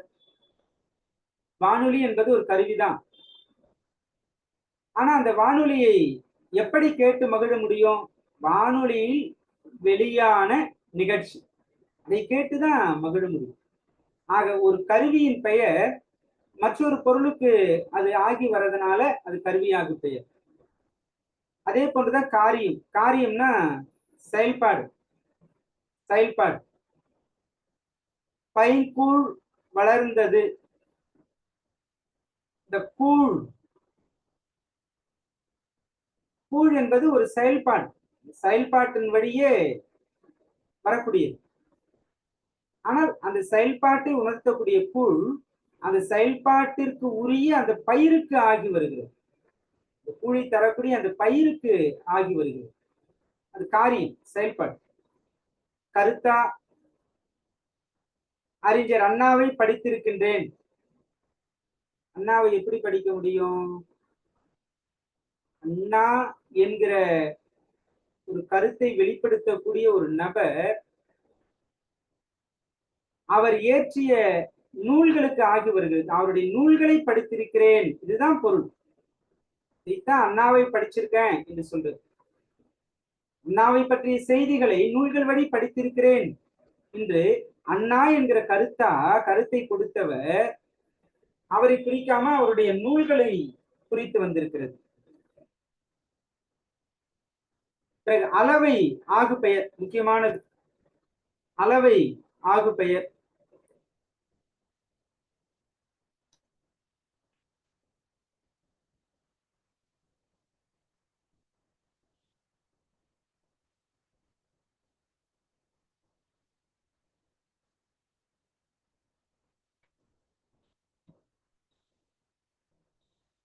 அளவை ஆகு பெயர். அந்த அளவை ஆகு பெயர் 4 வகைப்படும். எண்ணல் அளவு, எடுத்தல் அளவு, முகத்தல் அளவு, நீட்டல் அளவு. இங்கே எண்ணல் அளவு முதலாவதா. எண்ணிக்கை 1 பெற்றால் ஒளிமயம். இங்கே 1 என்கிற எண்ணிக்கை அந்த எண்ணை குறிக்காமல் அந்த எண்ணுக்கு தொடர்பான ஒரு குழந்தை பெற்றால் ஒளிமயம் என்பதுதான் 1 பெற்றால் ஒளிமயம் என்று சொல்லுவது. இது எண்ணல் ஆகு பெயர். அடுத்து எடுத்தல். எடுக்கிறது, கையால் எடுக்கக்கூடியது. 2 கிலோ கொடு அப்படின்னா 2 கிலோ அளவு உள்ள ஒரு பொருள். 2 கிலோ அளவான அந்த எடைக்கல்லை குறிக்காம அந்த அளவுக்கு நிகரான ஒரு பொருள், ஏதோ ஒரு பொருள், அந்த பொருளை குறித்து வருகிறது. அதைத்தான் எடுத்தல் அளவை ஆகு பெயர் என்று சொல்லுகிறோம். முகத்தல் அளவை ஆகு பெயர். முகப்பது, ஒரு பாத்திரத்தின் வழியே முகப்பது. 1/2 லிட்டர் வாங்கு, இல்ல 1/2 லிட்டர் பால் வாங்கு, இல்ல 1/2 லிட்டர் எண்ணெய் வாங்கு என்று அந்த திரவ பொருளுக்கு முகத்து அளக்கிற அந்த முகத்தல் என்கிற அளவை பெயர் அதோடு தொடர்பு அந்த பொருளுக்கு ஆகி வந்திருக்கிறது. இது முகத்தல் அளவை ஆகு பெயர். அடுத்து நீட்டல் அளவை ஆகு பெயர். நீண்டு கொண்டே செல்லுவது.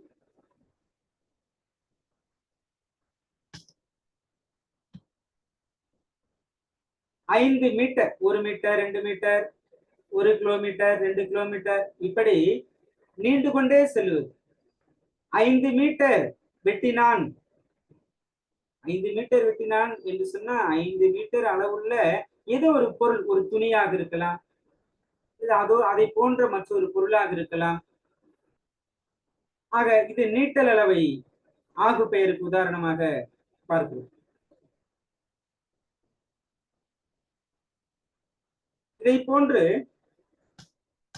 மேலும் பல ஆகுபெயர்கள் உண்டு.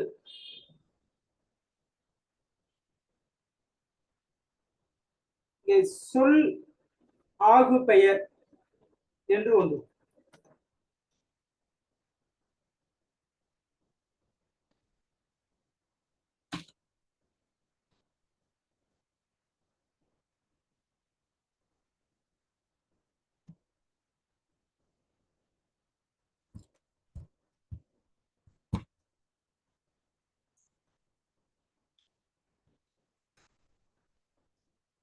சொல்லாகு பெயர். இந்நூலுக்கு உரை செய்தான், இந்த நூலுக்கு உரை செய்தான் அப்படின்னா அந்த சொல் அதோடு தொடர்புடைய அந்த உரைக்கு ஆகி வருவது இது சொல்லாகு பெயர்.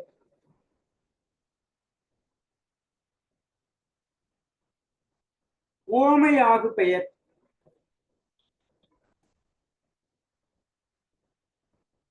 ஓமை ஆகு பெயர். தேவதை வந்தாள், இல்ல காலை வந்தான், காலை காலை போன்று வலிமையுடைய ஒரு ஆடவன் வந்தான். காலை என்பது அந்த வலிமையோடு இருக்கக்கூடிய ஆடவனுக்கு ஆகி வருகிறது. இது ஓமை ஆகு பெயர்.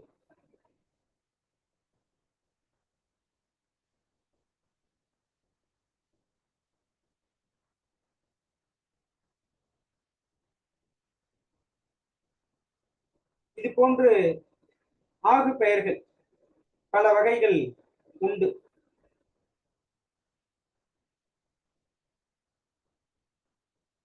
சரி, இதற்கு அடுத்தது அவர் குறிப்பிடுகிற செய்தி வேற்றுமை பற்றிய செய்தி. இந்த செய்தியையும் இன்றைக்கு நாம் பார்த்து விடலாம். வேற்றுமை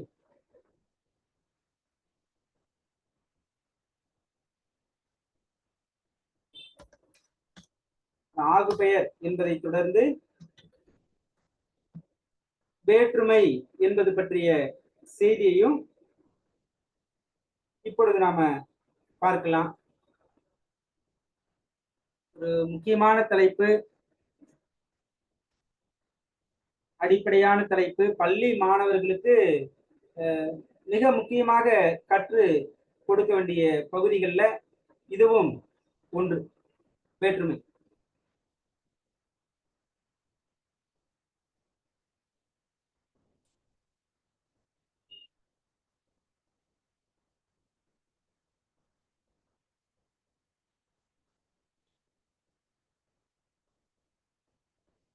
வேற்றுமைக்குரிய திரை தெரியுதுங்களா?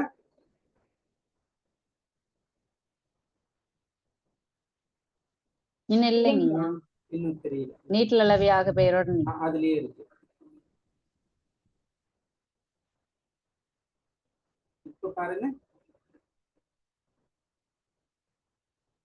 வந்துருச்சுங்கய்யா. சரி சரி.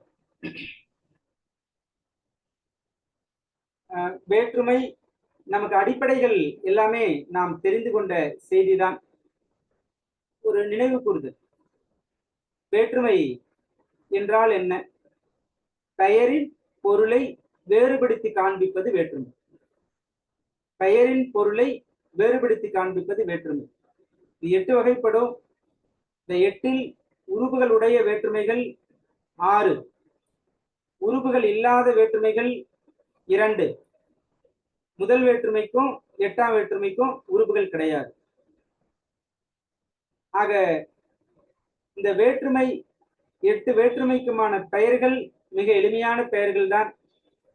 முதல் வேற்றுமை, 2ஆம் வேற்றுமை, 3ஆம் வேற்றுமை, 4ஆம் வேற்றுமை, 5ஆம் வேற்றுமை, 6ஆம் வேற்றுமை, 7ஆம் வேற்றுமை, 8ஆம் வேற்றுமை. இதில் அடிப்படையான உருபுகள் முதல் வேற்றுமைக்கும் 8ஆம் வேற்றுமைக்கும் தவிர்த்து அடிப்படையான உருபுகள் ஐ, ஆல், கு, இன், அது, கண். ஆனால் அதை தாண்டி இன்றைக்கு சொல்லுறுப்புகளாக இருக்கக்கூடிய வேற்றுமைகள் என்னென்ன என்பதும் ஒவ்வொரு வேற்றுமைகளும் என்னென்ன பொருளில் வரும் என்பதும் சற்று ஆழமா நாம பார்க்கணும். முதல் வேற்றுமை, முதல் வேற்றுமையைத்தான் நாம் எழுவாய் வேற்றுமை என்று சொல்லுவோம். பொதுவாகவே ஒரு தொடர் என்று சொன்னால் 3 உறுப்புகள் அடிப்படையாக இருக்க வேண்டும். எழுவாய், செயற்படு பொருள், பயனிலை. சில தொடர்களில் செயற்படு பொருள் இல்லாமலும் இருக்கும். நான் பாடம் படித்தேன், நான் எழுவாய், பாடம் செயற்படு பொருள், படித்தேன் பயனிலை. அதில் செயற்படு பொருள் இல்லாமல் நான் படித்தேன் என்று வரும். அதில் செயற்படு பொருள் உள்ளடக்கும். இந்த எழுவாயோடு வேற்றுமை உறுப்புகள் எதுவும் சேராமல் தனித்து இயல்பான பொருளை தருவதுதான் முதல் வேற்றுமை.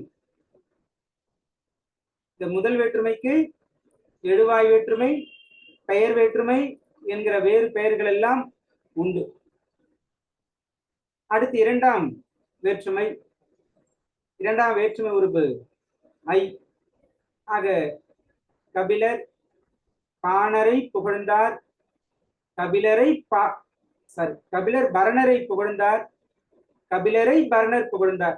ஐ வேற்றுமை உறுப்பு எங்கு வருகிறதோ அங்கு அந்த பொருளே மாறுபடுது பாருங்களேன். இங்கு கபிலர் பரணரை புகழ்ந்தார் என்று வரும்போது கபிலர் தான் எழுவாய். கபிலரை பரணர் புகழ்ந்தார் என்று வருகிற போது இங்கு எழுவாய் பரணர் ஆகிவிட்டார். ஆக பெயரின் பொருளை வேறுபடுத்தி காண்பிப்பது வேற்றுமை என்பதை நாம் இப்படியாக மாணவர்களுக்கு சொல்லிக் கொடுக்கலாம். இந்த ஐ எந்த பெயரோடு இணைகிறதோ அது செயற்படு பொருளா மாறிவிடுகிறது. ஒரு பெயரை செயற்படு பொருளாக வேறுபடுத்தி காண்பிக்கிறதுனால இந்த இரண்டாம் வேற்றுமையை செயற்படு பொருள் வேற்றுமை என்று குறிப்பிடலாம். இரண்டாம் வேற்றுமையை செயற்படு பொருள் வேற்றுமை என்று குறிப்பிடலாம். வேறு பெயர்களையும் நாம தனியா குறித்து வைத்துக் கொள்ளலாம்.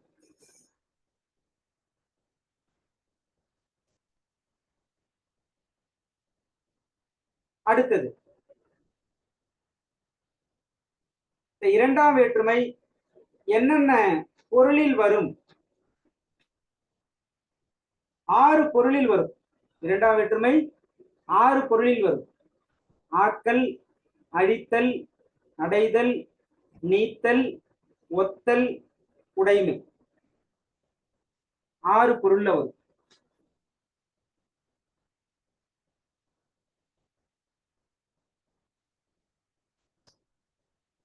கரிகாலன் கல்லணையை கட்டினான்.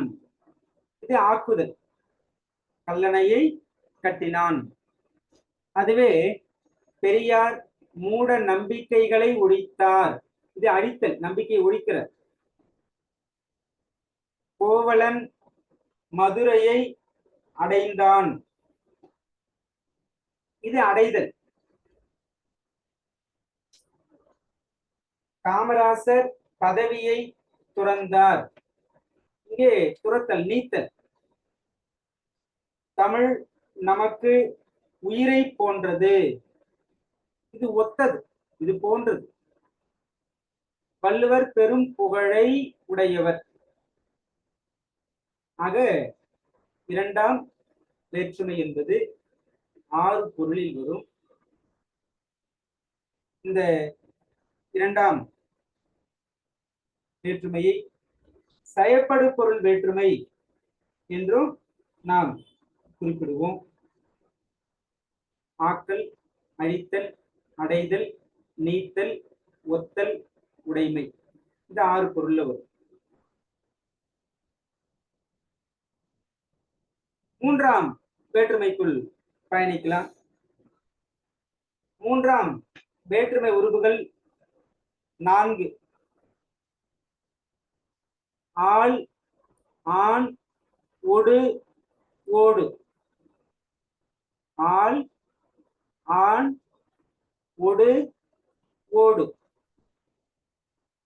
இந்த 4ல ஆள், ஆண், ஆள், ஆண் இந்த 2 மட்டும் கருவி பொருள் கருத்தா பொருள் என்கிற 2 வகையில வருங்க.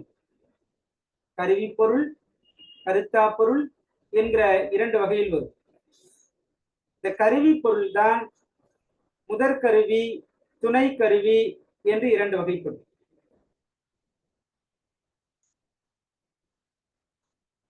கருவியே செய்யப்படும் பொருளாக மாறினால் அது முதற்கருவி.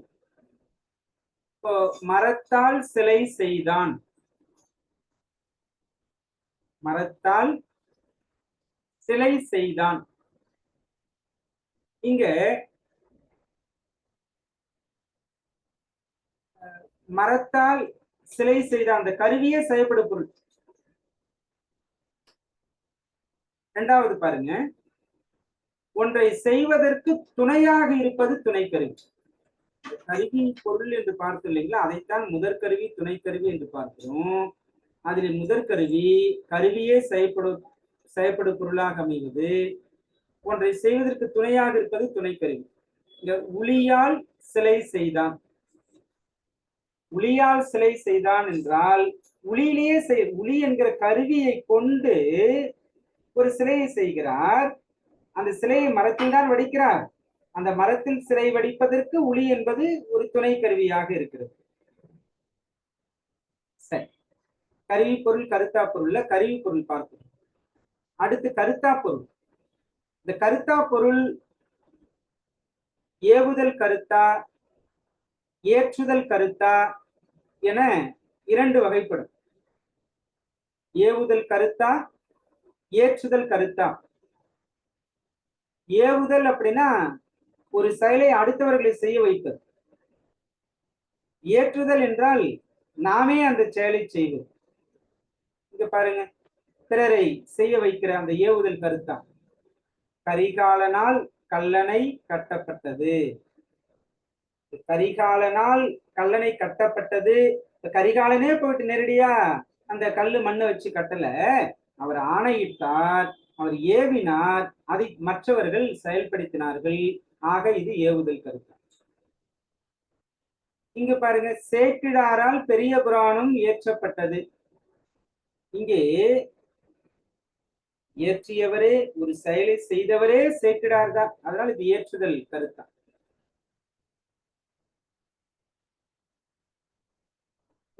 எத்தனை உறுப்பு பார்த்தோம்? ஆள், ஆண், ஒடு, ஓடு. இதுவரைக்கும் ஆள் என்கிற ஒரு உறுப்பை தான் நான் பார்த்துக்கிட்டு இருக்கோம். இன்னும் 3 உறுப்பு இருக்கு, ஆண், ஒடு, ஓடு. இப்ப 2வது உறுப்பு ஆண் உறுப்பு பெரும்பாலும் செயல் வழக்குல தான் இருக்கு. அடுத்து இருக்கக்கூடிய ஒடு, ஓடு பார்க்கலாம். இங்க ஆண் என்பதற்கு ஒரு உதாரணம், புறந்தூய்மை நீரான் அமையும். அகந்தூய்மை எதால காணப்படும்?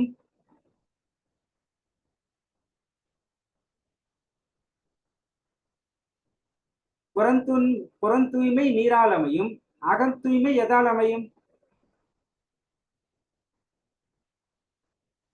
மனதால், உள்ளத்தால். வாய்மையால் காணப்படும்.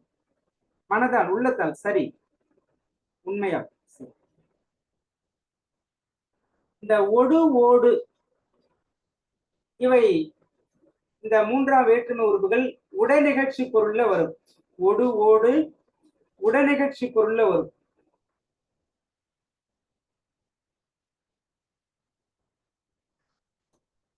தாயோடு குழந்தை சென்றது,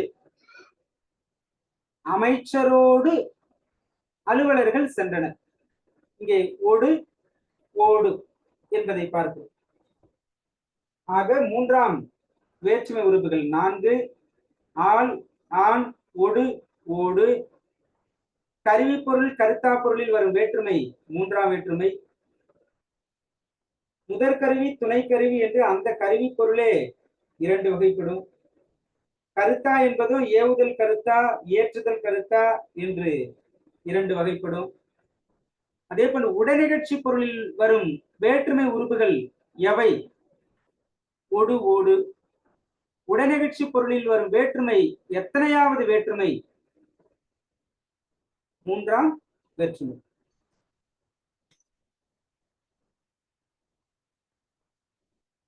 நான்காம் வேற்றுமை சற்று நேரம் கூடுதலாக ஆவதும் அறிவோம். என்றாலும் பாடப்பகுதியை நிறைவு செய்யணும் என்கிற ஒரு வேகத்துல தான் நம்ம பயணிச்சுக்கிட்டு இருக்கோம். அதனால சோர்வை எல்லாம் தூர தூக்கி வச்சுட்டு மீண்டும் உள்ளத்திலே ஒரு புத்துணர்ச்சியை எடுத்துக்கொண்டு வகுப்பை நாம தொடர்ந்து பயணிக்கலாம் என்கிற எண்ணத்தையும் இங்கு வெளிப்படுத்தி தொடருகிறேன். தொடரலாம் இல்லையா? தொடரலாங்க. சரிங்க சரிங்க. சரி, இப்ப நான்காம் வேற்றுமை. நான்காம் வேற்றுமை உருபு கு. இது 7 பொருள்கள்ல வரும். 7 பொருள்களில் வரும். அதுதான் கொடை, பகை, நட்பு, 8 பொருள் வருதா என்னன்னு நம்ம பார்க்கலாம். கொடை, பகை, நட்பு, தகுதி, அதுவாதல், பொருட்டு, முறை.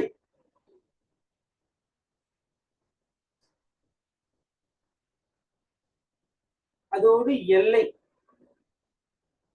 சரி, எல்லை 8 பொருள். 8 என்பது சரிதான்.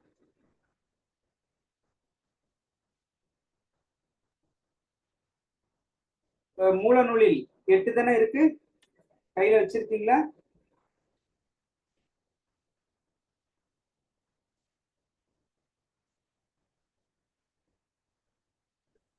ஐயா 7 தாங்க ஐயா இருக்கு. 7 தான் இருக்கு. அந்த கடைசியில வரையில எல்லை பொருளில் வருவதும் கொள்கன்னு கொடுத்திருக்காங்க.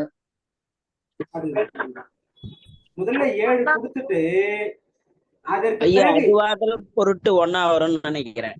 அதுதான், அதற்கு பிறகு எல்லை என்பதை கூடுதலா கொடுத்திருக்காங்க.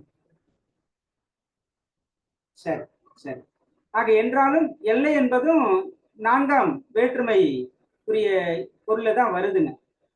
ஆனால் இவர் நூற்பாளர் சொன்னது கொடை, பகை, நேர்ச்சி, தகவு, அதுவாதல், பொருட்டு, முறை. இதோடு ஒரு நூற்பாளர் நிறுத்துகிறார். இந்த ஆதியின் இதற்கு இது என பொருளை என்று உரையாசிரியர்கள் எல்லை என்பதை சேர்த்து குறிப்பிட்டு சொல்லியிருக்காங்க. இந்த செய்தியை நான் உங்களுக்கு இங்க வெளிப்படுத்தணும் என்பதற்காகத்தான் 7ஐ வெளிப்படையாக சொல்லி எல்லையையும் இதோடு சேர்த்து நமக்கு சொல்லியிருக்காங்க.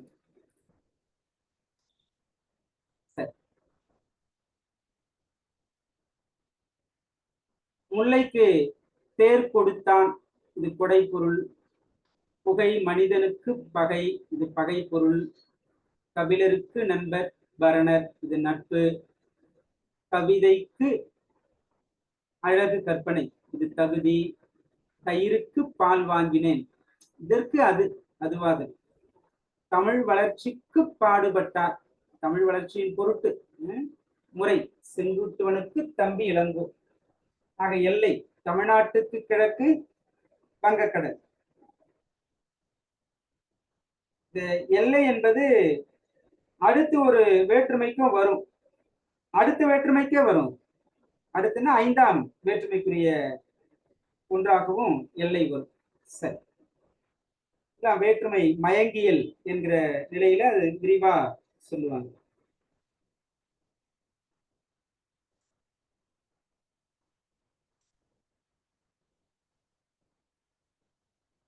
இந்த 8 என்பதையும் நம்ம கண்டிப்பா எல்லை என்பதை உரையாசிரியர்களால் குறிப்பிட்டு சொல்லப்பட்டது. ஆக இந்த 7, 8 இதை நாம நினைவில் வச்சுப்போம். அவங்க என்ன வகையில தேர்வில் கேள்விகளை அமைக்கிறாங்களோ அதற்கேற்ப நாம பதிலை கொடுத்துடலாம். இன்றைக்கு கேள்வி கேட்கும் போது பொருட்டு என்பது என்னும் பொருள் எந்த வேற்றுமைக்கு உரியதாக வருகிறது என்று உள்ளார்ந்தும் கேள்விகள் அமையுதுங்க. ஒரு டிஆர்பிலேயே கேட்டிருந்தாங்க, பொருட்டு என்பது எத்தனையாவது வேற்றுமைக்கு உரியது என்று. சரி, மற்றதோடு மயங்காமல் தனித்து வரக்கூடிய சில செய்திகளை எல்லாம் குறிப்பிட்டு நாம நினைவில் எடுத்துக்கலாம். ஐந்தாம் வேற்றுமை, ஐந்தாம் வேற்றுமை உருவு 2 இன் இல். இது 4 பொருளில் வரும். 4 பொருளில் வரும். நீங்கள், ஒப்பு, எல்லை, ஏது. எல்லை, ஏது. ஆக நீங்கள் தலையின் இழிந்த மயிர், தலையிலிருந்து நீங்கிய மயிர். இன். பாம்பின், பாம்பு கூட்டல் இன், பாம்பின் நிறம் ஒரு குட்டி. ஒத்தது உப்பு. தமிழ்நாட்டின் கிழக்கு வங்கக்கடல். இங்க மேல தமிழ்நாட்டுக்குன்னு பார்த்தோம், அங்க பூவும். ஆக 4ஆம் வேற்றுமையும் 5ஆம் வேற்றுமையும் மயங்கக்கூடிய இடம் என்னன்னா எல்லை பொருள்ல தான். அது முதன்மையா எதை எடுத்துக்கலாம்? 5 எடுத்துக்கலாம் எல்லை பொருளுக்கு முதன்மையா. அடுத்த கட்டமா அது 4ஐ எடுத்துக்கலாம். தமிழ்நாட்டின் கிழக்கு வங்கக்கடல். இப்ப ஏது, ஏதுன்னா காரணம். சிலேடை பாடுவதில் வல்லவர் காலமேகம். சரி,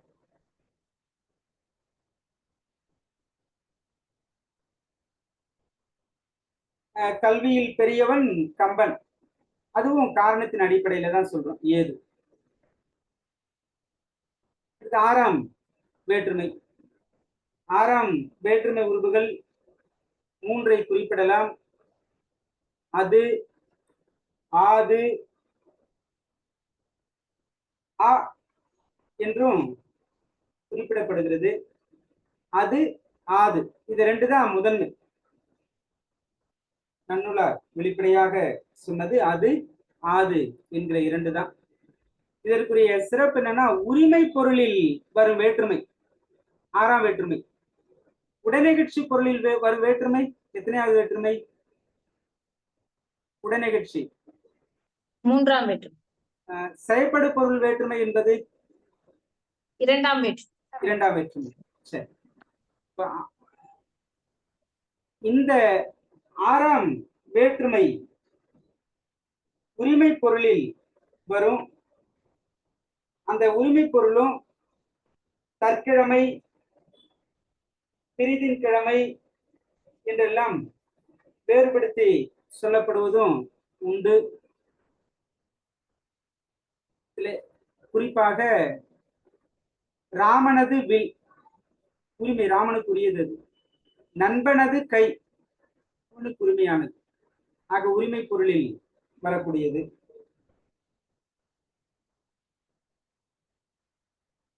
சரி, பாரியினது வெண்மை, பாரியினது செல்கை, பாரியினது கை என்பது போன்று அவரவருக்கு உரிமையானதை வெளிப்படுத்தக்கூடியது உரிமை பொருள் வேற்றுமை 6ஆம் வேற்றுமை. 7ஆம் வேற்றுமைக்கு பயணிக்கலாம்.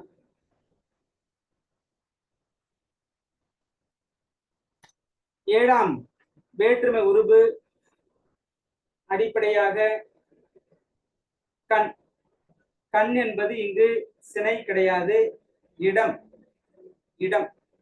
ஆக இடப்பொருள் வேற்றுமை என்று அழைக்கப்படுவது 7ஆம் வேற்றுமை தான். அந்த இடம் மேலே இருக்கக்கூடிய இடம், கீழே இருக்கக்கூடிய இடம் என்பன போன்று பல நிலைகளை அது குறிக்கும். எங்கள் ஊரின் கண் மழை பெய்தது. இங்க ஊராகிய இடத்துல மழை பெய்தது, அதுதான் பொருள். இரவின் கண் மழை பெய்து, அங்க நேரம், இரவு நேரத்தில் மழை பெய்தது. இப்படியாக இடப்பொருளில் வரும் வேற்றுமையாக 7ஆம் வேற்றுமையை பார்க்கலாம்.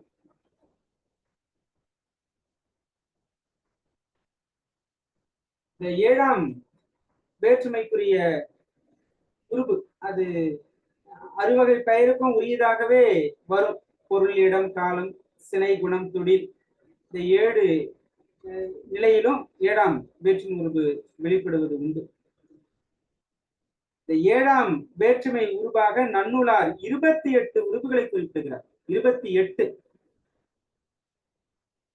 7ஆம் வேற்றுமை உருபுகள் நன்னூலார் குறிப்பிடுவது 28. 8ஆம் வேற்றுமை விழிப்பொருளில் வரக்கூடியது.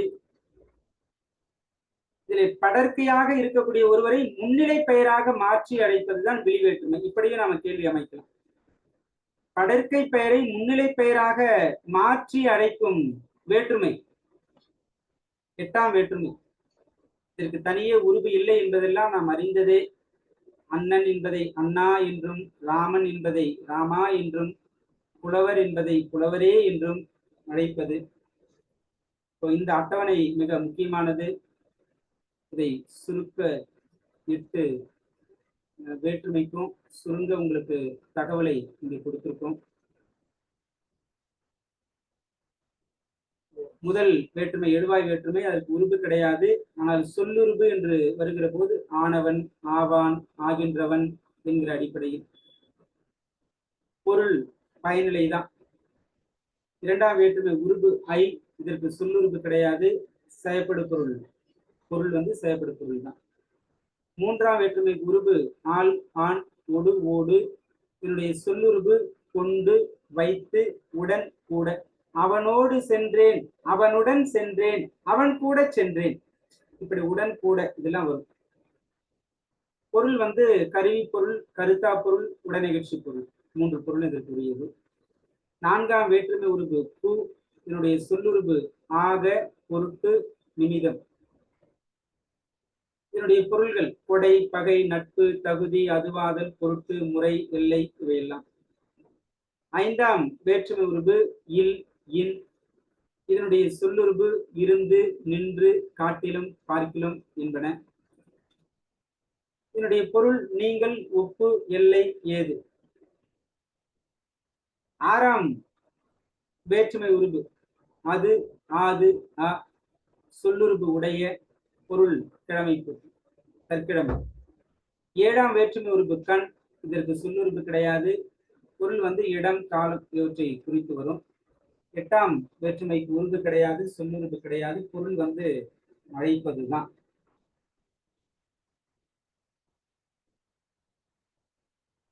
இன்றைக்கு சற்று நீண்ட அளவிலே கருத்துக்களை பார்த்திருக்கிறோம். இந்த அட்டவணை எழுதிக்கிட்டீங்களா?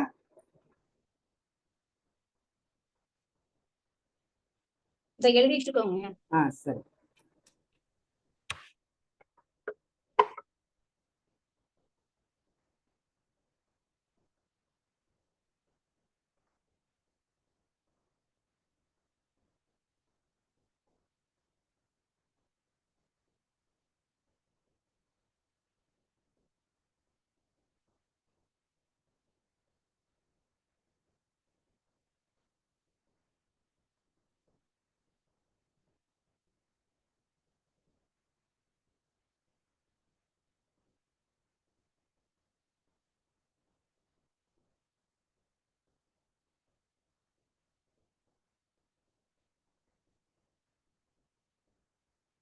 இந்த 8 வேற்றுமைகளையும் 8ல வேற்றுமை உறுப்புகள் உடையதா 6 பார்க்கிறோம் இல்லைங்களா? இந்த 6ஐயும் 2 வகையா பிரிக்கலாம். பெயரை கொண்டு முடியும் வேற்றுமை உறுப்புகள், வினையை கொண்டு முடியும் வேற்றுமை உறுப்புகள் என்று 2ஆக பிரிக்கலாம்.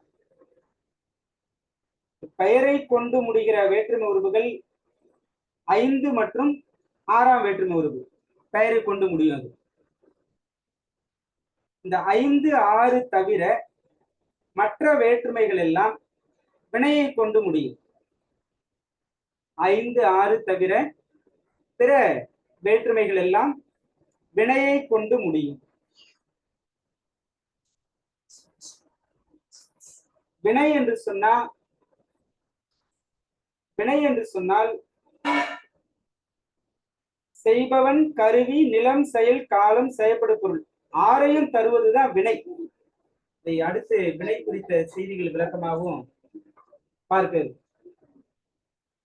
செய்பவன், கருவி, நிலம், செயல், காலம், செயற்படு பொருள் ஆறையும் தருவதுதான் வினை. அந்த வினையை கொண்டு முடிகிற வேற்றுமைகள் 5, 6 தவிர்த்த பிற.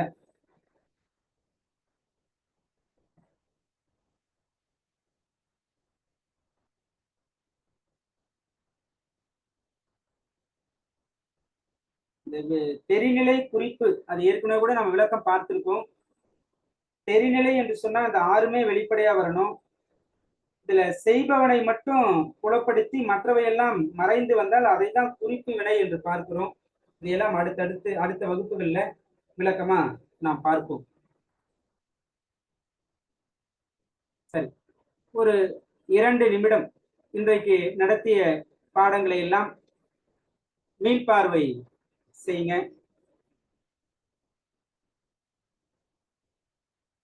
இன்றைக்கு நாம் என்னென்ன தலைப்புகள், பெருந்தலைப்புகள் என்று பார்த்தால் என்னென்ன தலைப்புகள் சார்ந்த செய்திகளை பார்த்திருக்கிறோம் என்பதையும் நினைவுபடுத்தி அப்படியே ஒரு மீள்பார்வை கொடுங்க.